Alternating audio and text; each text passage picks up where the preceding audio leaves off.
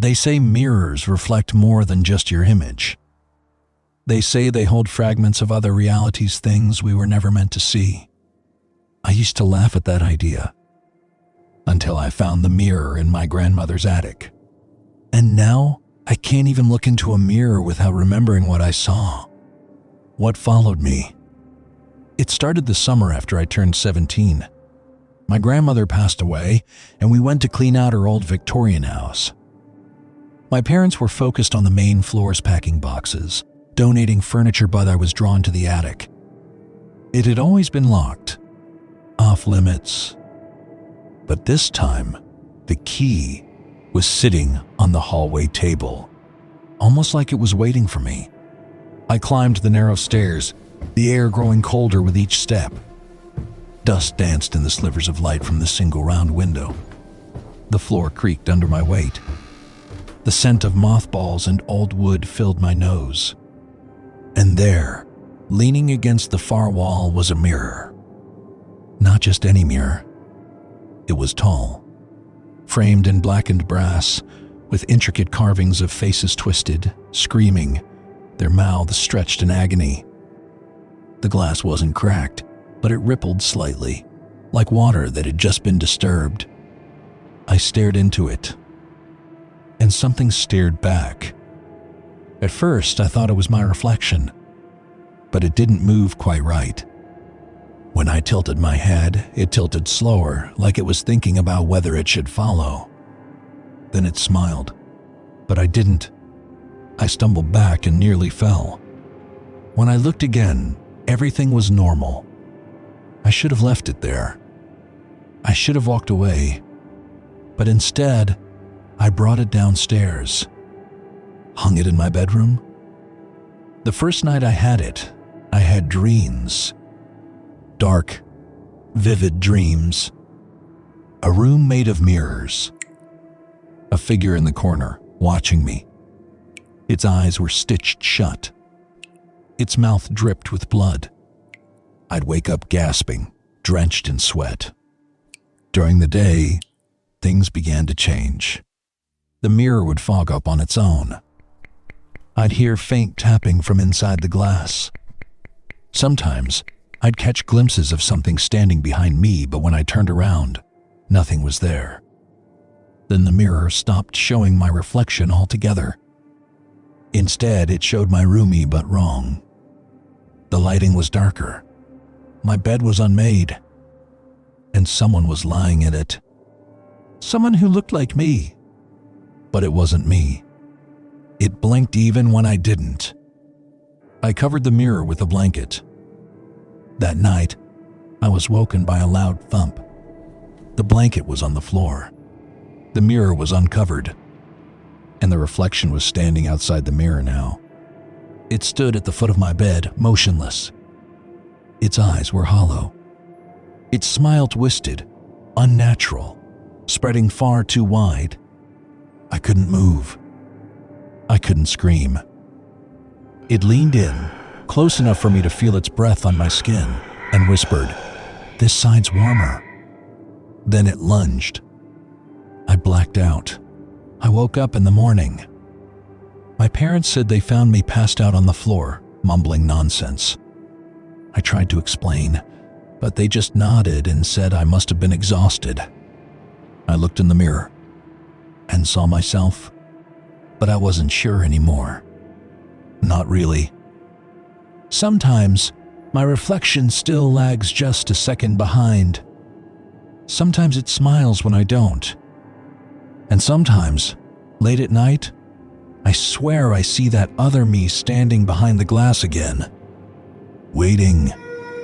Because maybe, just maybe, I never really came back from the other side.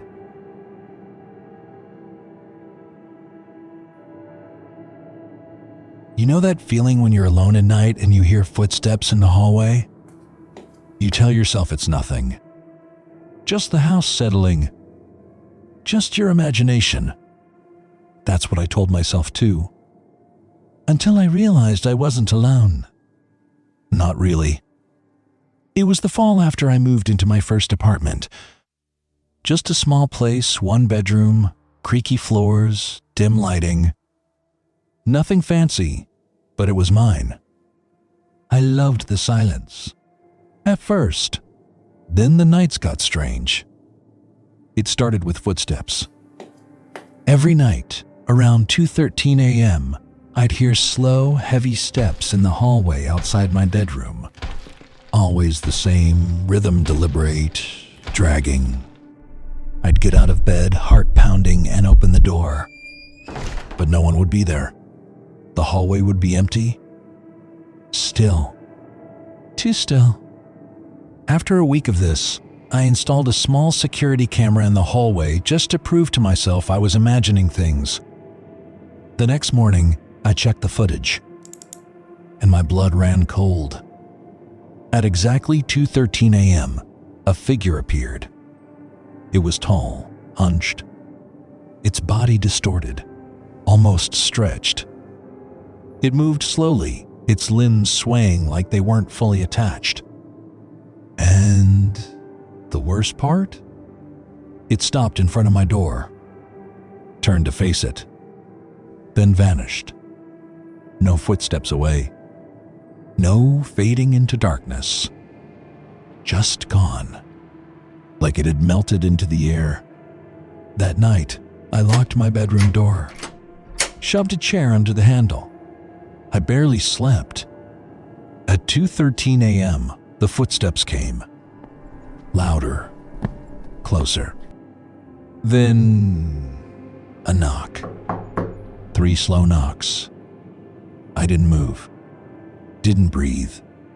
The knocking stopped. I stayed frozen in bed until dawn. When I finally opened the door, the hallway looked normal, but something had scratched the paint. Deep, jagged lines down the center of the door. Like fingernails? Or claws? I called the landlord. He brushed it off as a prank. "Old building," he said. Weird sounds. Settling wood. But buildings don't scratch your door. They don't breathe in your hallway. The next night, I didn't sleep. I sat on the floor with a baseball bat and kept the lights on. 2:13 a.m., the lights flickered. The bulb in the hallway exploded in a sharp pop. Darkness swallowed the corridor. Then came the footsteps. Slower than ever. I felt them. Every thud echoed through the walls, through my chest. Then the doorknob started to turn. Even with the chair wedged under it, it twisted back and forth, violently. I thought it would rip off. And then a silence. I stepped forward, bat raised. The doorknob stopped. I reached out slowly, stupidly, and opened the door. He was there. Tall. Gaunt. Pale skin stretched too tightly over his skull. His mouth was impossibly wide, stitched shut with black thread. His eyes were white, milky, and weeping ink. He didn't move. Didn't breathe. Just stood. Staring. And then he pointed. Not at me. At the ceiling. I looked up and saw nothing. When I looked back down, he was gone. I moved out the next day. Didn't even pack. Just grabbed what I could carry and ran. I told people it was mold. That I had nightmares. Stress. But I still check cameras in every new place I stay. Every night, I wait. And sometimes, even now, at exactly 2:13 a.m., I hear footsteps. But the hallway's empty. Until I blink. And he's there again. Pointing. And this time, he's getting closer.